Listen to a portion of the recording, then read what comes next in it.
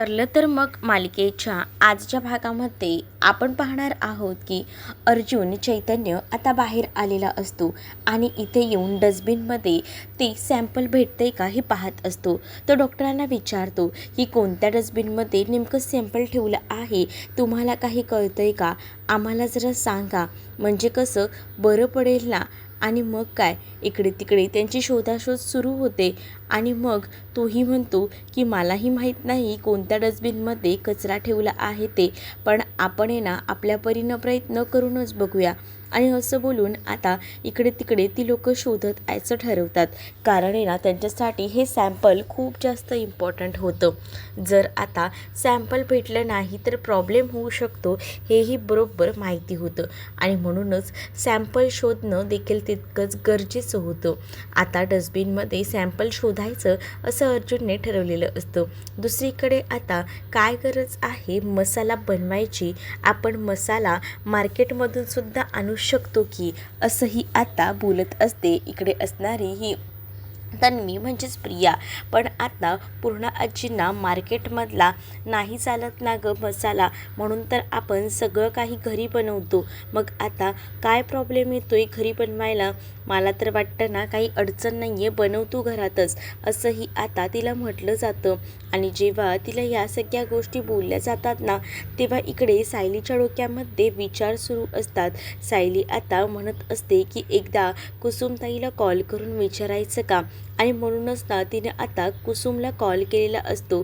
आणि कुसुमला जेव्हा आता ती कॉल करते ना, तेव्हा आता विचारू लागते कुसुमताईला की कुसुमताई, आता तू ठीक तर आहेस ना, बरी आहेस ना, बरेच दिवस झाले आपली भेट झाली नाही, आणि मुळात ना तू आश्रमामध्ये सुद्धा खूप उशिरा आलीस, पण मला ना तुला एक प्रश्न विचारायचा आहे.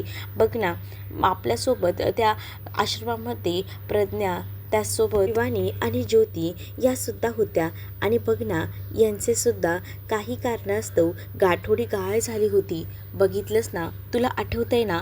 मग आता तिकडनं सुद्धा हो असा आवाज येत असतो. मग आता गाठोड्यांचा विषय ही कुसुमजमुळे बोलते, ही गोष्टच ना आता ऐकायला आलेली असते इथे असणाऱ्या प्रियाला. आणि प्रिया मग विचार करते की ही लोक तर अक्षरशः आता त्या गाठोड्यापर्यंत पोचली आहेत, म्हणजेच ना काही झालं तरी सुद्धा आता सावध राहायला हवं, असाच विचार ना डोक्यामध्ये येत असतो. मग ती विचार करते की नाही, काही झालं तरी सुद्धा बी सेफ, असा विचार करूनच ती आता ठरवते की काहीतरी करायला हवं, नाहीतर सगळंच हातातनं निसटून जाईल.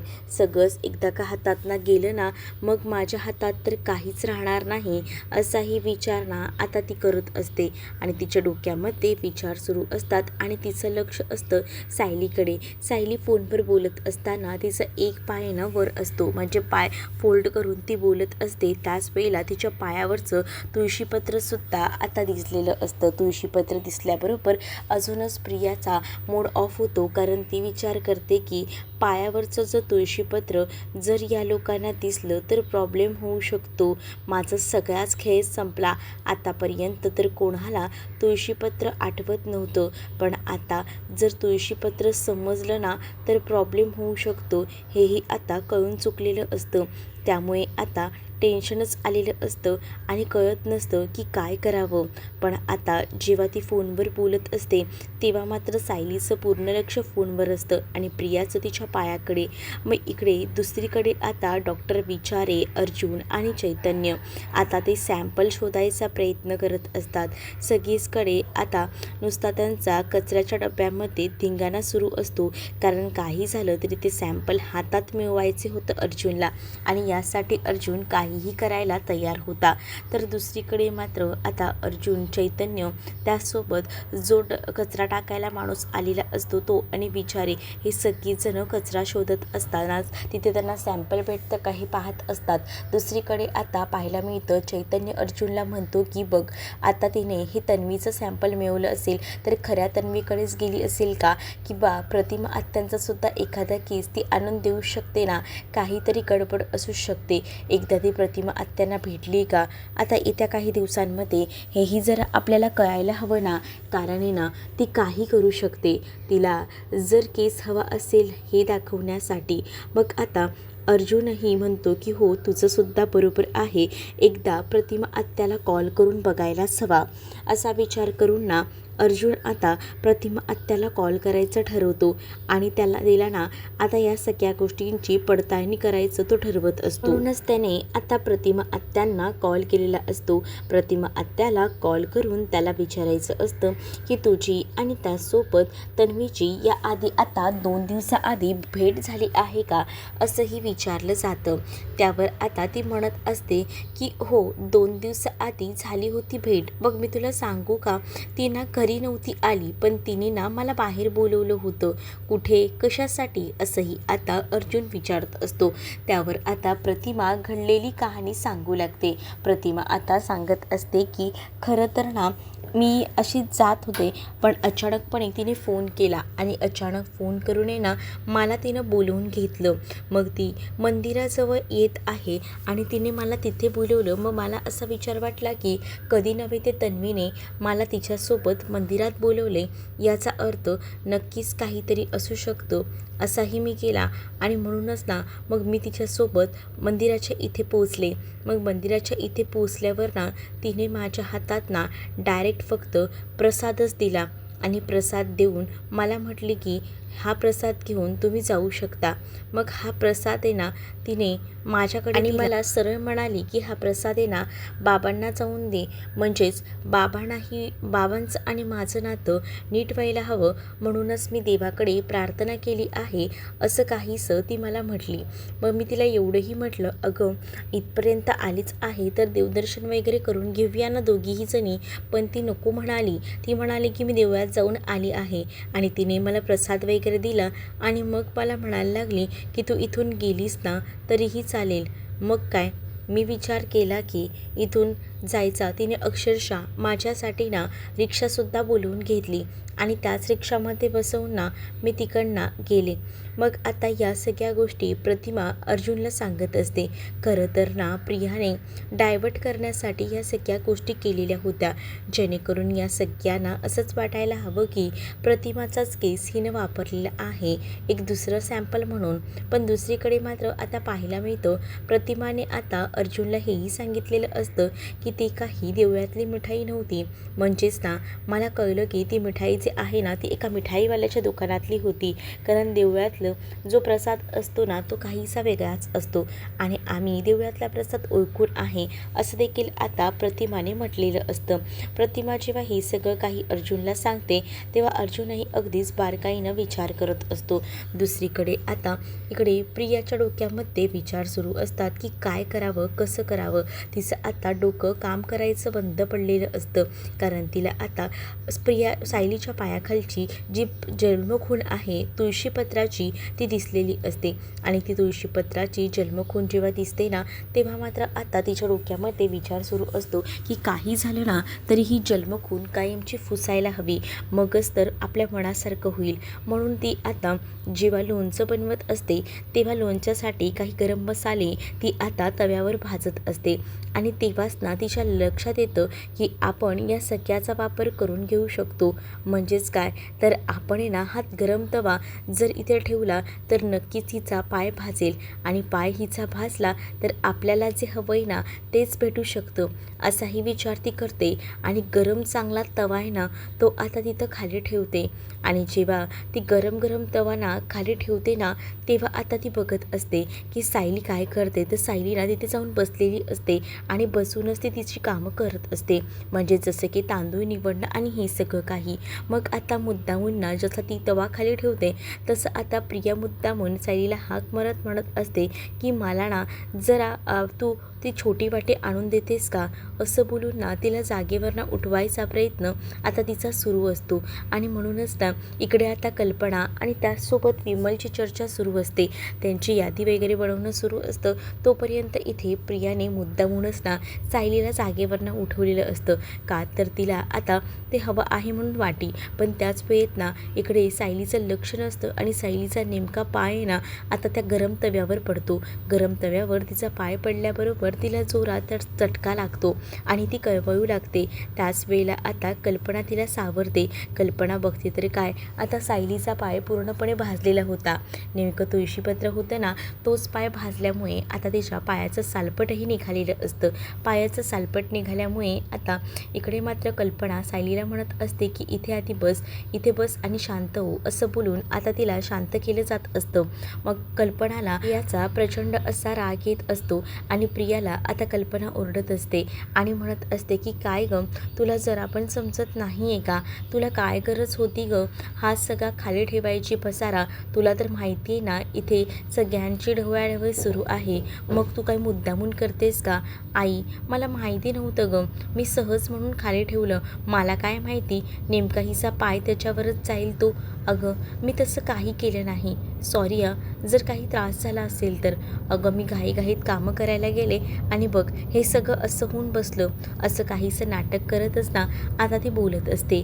पण तिला ना खूप जास्त आनंद झालेला असतो की सायलीच्या पायाला चटका लागला याचा. मग आता सायलीच्या पायाला चटका लागल्यानंतर तिला पाणी वगैरे दिलं जातं.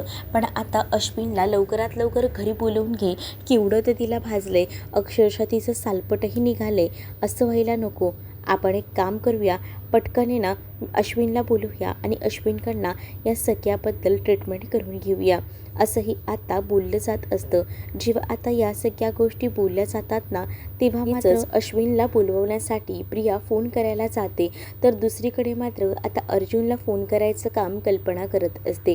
पण अर्जुन इथे खूप मोठ्या कामामध्ये बिझी होता. म्हणजेच त्याला आता एवढं तर कळलेलं होतं की प्रतिमा आत्यालासुद्धा प्रिया ही भेटलेली होती. पण प्रतिमा आत्यांचा तोच केस जर वापरला असेल तर अशाही गोष्टी ना मनामध्ये येऊ लागलेले असतात चैतन्यमुळे. पण आता अर्जुनच्या फोनवर सतत ना ममाचा कॉल येत असतो, पण तो काही रिसीव करत नसतो. कारण जोपर्यंत त्याच्या हातात ते सॅम्पल भेटत नाही ना तोपर्यंत काही केल्या तो आता तिकडनं हलणार नसतो आणि त्याचसाठी त्याची खूप जास्त धावपळ सुरू असते. तो आता डॉक्टर विचारे यांना म्हणतो की मला जरा सांगा, जर ते सॅम्पल आपण शोधलं भेटलं तर हे कळू शकतं का की हे सॅम्पल आणि आधी आपल्याकडे ऑलरेडी जे सॅम्पल दिलं आहे ते सेम होतं ते? अच्छा, पण आता डॉक्टर विचारे म्हणतात की कधी कधी काय असतं ना की DNA रिपोर्ट्समध्ये आई आणि मुलीचे जे केस असतात ते सेमसुद्धा येऊ शकतात.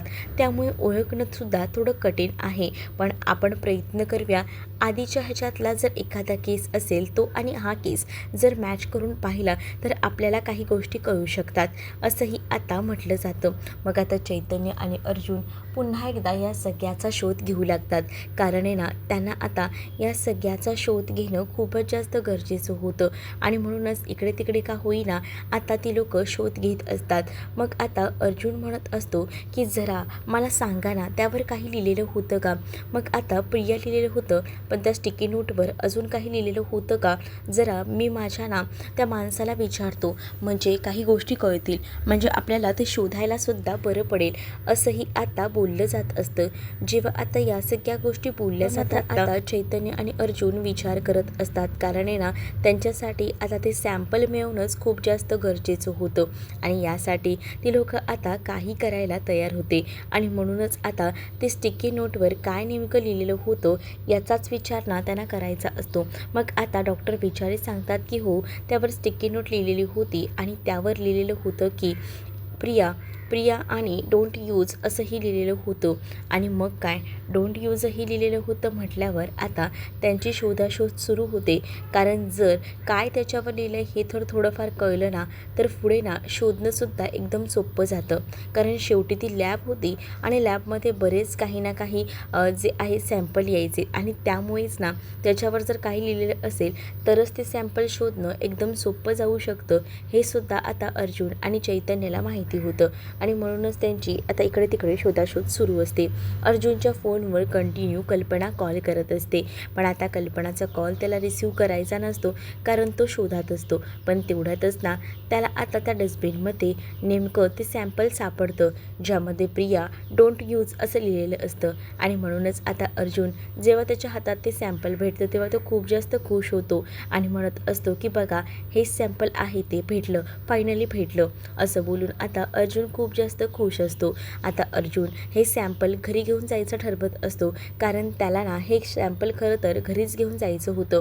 या सगळ्यावरून नंतर जर दुसरा केस भेटला या सेम व्यक्तीचा तर आपण त्या व्यक्तीपर्यंत पोचणं एकदमच सोपं होणार आहे. या गोष्टी देखील आता कळून चुकलेल्या असतात आणि म्हणूनच ना आता मात्र अर्जुन विचार करतो की आपण हा जो सॅम्पल घरी घेऊन गेला आणि नंतर खऱ्या तन्वीचा जर आपल्याला केस मिळाला तर आपण ना ते मॅच करू शकू. मग आता अर्जुन ते घेऊन जायचाच विचार करत असतो. दुसरीकडे मात्र आता सायलीच्या पायाला भाजलेलं असतं म्हणूनच आता अश्विन आलेला असतो आणि अश्विन तिच्यावर पायाला मलमपट्टी करत असतो. तोपर्यंत कल्पनाने पुन्हा एकदा जेव्हा अर्जुनला फोन केलेला असतो ना तेव्हा अर्जुनने कॉल रिसीव्ह केलेला असतो आणि मम्मा एवढं काय झालं आहे, एवढे कॉल का करते. त्यावर आता कल्पनाकडनं कळलेलं असतं अर्जुनला की आता पाय भाजलेला आहे सायलीचा. मग आता सायलीचा पाय भाजला ही गोष्ट जेव्हा कळते ना तेव्हा तो आता सगळी कामं सोडून घराकडे यायला निघालेला असतो. कल्पना आता अश्विनला म्हणत असते की खोलपर्यंत जखम आहे का. हो, आरामाची खरंच खूप गरज आहे, खूप जास्त लागलेलं आहे, जखम खूप झालेली आहे असंही आता म्हटलं जातं. मग दुसरीकडे आता प्रिया स्वतःवर मुद्दामून आळ घेत म्हणत असते की हे सगळं काही माझ्यामुळे होतं आहे ना, मला कळतं आहे, सॉरी हां, त्यासाठी खरंच सॉरी. मी काय ना ते लोणच्याचा मसाला वगैरे बनवायच्या ह्याच्यामध्ये ना माझ्या लक्षातच नाही की मी काय कुठे सामान ठेवलं आहे ते.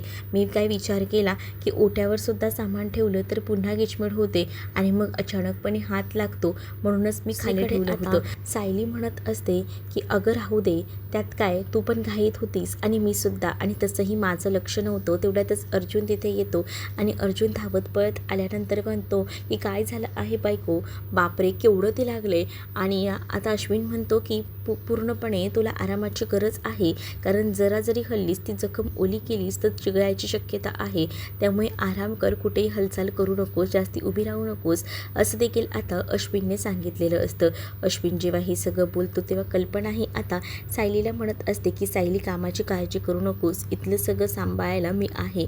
आणि त्याचसोबत प्रियाही म्हणत असते की हो सायली तू काळजी करू नकोस, मी आहे ना, मी बघेन काय करायचं आहे ते, उगाचे ना तू स्वतःला त्रास करून घेऊ नकोस असं देखील आता ती सुद्धा म्हणत असते. आणि जेव्हा ती हे सगळं काही बोलते ना तेव्हा सायली तर अवाकच होते. पण दुसरीकडे आता अर्जुनला सुद्धा कल्पनाने सांगितलेलं असतं की आता जरा ना घरात थांब 2 दिवस कारण आहे ना तुझ्या बायकोला लागलेलं आहे आणि तुझी बायको ना असा सांगून सुद्धा आराम करणार नाही आहे. मग चैतन्यही म्हणतो की काळजी करू नकोस अर्जुन, ऑफिसची जी काही कामं आहेत ना ती मी हँडल करायला तयार आहे, तू टेन्शन घेऊ नकोस असं देखील आता म्हटलेलं असतं. आणि मग काय, तो देखील म्हणतो की ठीक आहे, माझ्या बायकोसाठी ना मी काही देखील करायला तयार आहे कारण बायकोच्या पायाला जर एवढं भाजलं असेल तर बायको तुला आता आरामाची गरज आहे आणि मी आहे तुझ्यासोबत, आराम करून घे, नाहीतर पुन्हा तुला त्रास होऊ शकतो कारण तुला त्रास झालेला ना मला जराही चालणार नाही असंही आता म्हटलं जात असतं. असं बोलून अर्जुन तिची आता खूप जास्त काळजी घेत असतो. मग आता तिला रूममध्ये सुद्धा चालत तो पाठवत नसतो. तो म्हणत असतो की पायावर त्या जोर देऊ नकोस, जर त्या पायावर जोर दिलास तर पुन्हा त्रास होऊ शकतो. मी रूमपर्यंत कसं जायचं आहे मला जरा सांगाल का. हो हो मला कळतंय तुला जरा त्रास होतोय, रूमपर्यंत जायचं आहे तुला, पण थांब ना, थोडं थांब, मी तुला घेऊन जाणार आहे ना. मग काय, अर्जुनला रोमॅन्टिक व्हायला काही कारणं लागत असतात का असं चैतन्य म्हणतो. त्यातच त्याला हा एवढा चान्स भेटला आहे तर तोही चान्स तो सोडत नसतो. मग काय, अर्जुनने आता सायलीला उचलून घेतलेलं असतं आणि सायलीला उचलून घेऊनच तो आता रूममध्ये जायला निघालेला असतो. कारण आहे ना त्याला सायली खूपच जास्त गरजेची असते. तर सायली म्हणत असते की अहो तुम्ही काय करताय, पण आता अर्जुन ऐकायला तयार नसतो.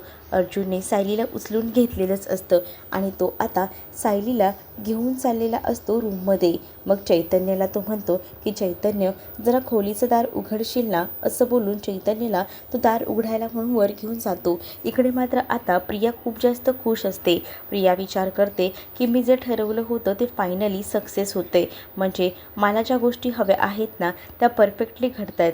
त्यामुळे ती आता खूप जास्त खुश असते. चला, आता सायलीचा पाय भाजलाय म्हटल्यावर सायली आता काही दिवस या सगळ्या कामांमध्ये गुंतून राहणार आणि तिला ह्याच सगळ्या गोष्टी हव्या होत्या आणि म्हणूनच तिने आता एवढी मजल गाठलेली होती. दुसरीकडे आता पुढील भागात अर्जुन सायलीकडे ते सॅम्पल आणून देतो आणि त्यामुळे आपल्याला खऱ्या तन्वीपर्यंत पोचायला एकदम सोपं जाईल असं देखील म्हणतो. अर्जुनने आता येताना त्या लॅबमधून ना काही सॅम्पल आणल्यानंतर तो नेकलेसही आणलेला असतो आणि तो नेकलेसही आता तो सगळ्यांना दाखवू लागतो. तर इकडे मात्र सचिनने प्रताप आणि त्या बँक मॅनेजरचा एकत्र फोटो काढलेला असतो. का तर अस्मिता आणि त्यांच्यामध्ये भांडणं निर्माण करण्यासाठी. अर्जुनने आता तो नेकलेस सगळ्यांना दाखवलेला असतो आणि प्रिया, हा तुझाच नेकलेस आहे ना, पूर्ण आजीने तुला दिलेला? मग आता ती म्हणते की नाही, हा नाही. पण आता प्रियमला मग सायली म्हणत असते की मग दाखव तुझ्याकडे आहे तो नेकलेस, असं बोलून आता तिला सगळ्यांसमोर वेड्यात काढायचं काम सुरू असतं. तर तुम्हाला भाग कसा वाटलाय कमेंटमध्ये मला नक्कीच सांगा आणि अशाच एपिसोडसाठी चॅनलला सबस्क्राईब